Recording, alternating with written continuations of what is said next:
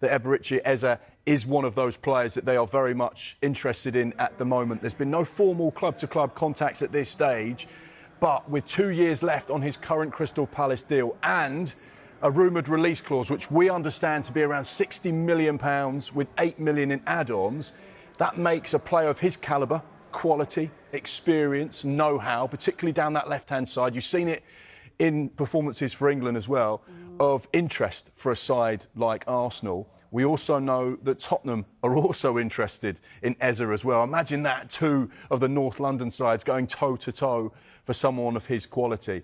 So, yeah, this is going to be one to watch, one to keep an eye on. He's got 2 years left on his current deal. And normally you get to that point where you either sign a new contract or the club sells you. And you get the feeling, with all the noise about Eze over the course of this summer, even at this early stage, he could be one of those players that makes a move. Yeah, and you understand why. Such a high-quality player, creates chances, disrupts play for the opposition.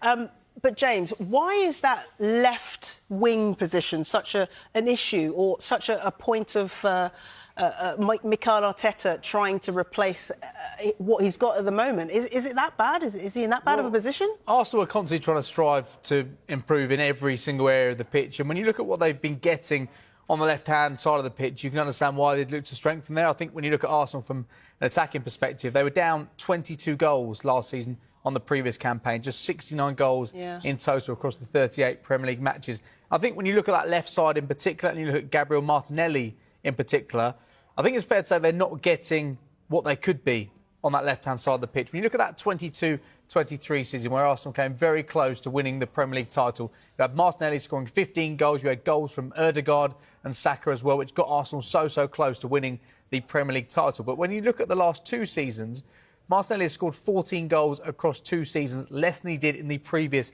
campaign. And in terms of the assists, he's not necessarily producing those numbers as well. From a creative point of view, 575 minutes per assist in the Premier League last season. He's taking less shots from the left-hand side as he was in the previous campaigns. Yes, he shared minutes with the likes of Leandro Trossard and at times Raheem Sterling last season.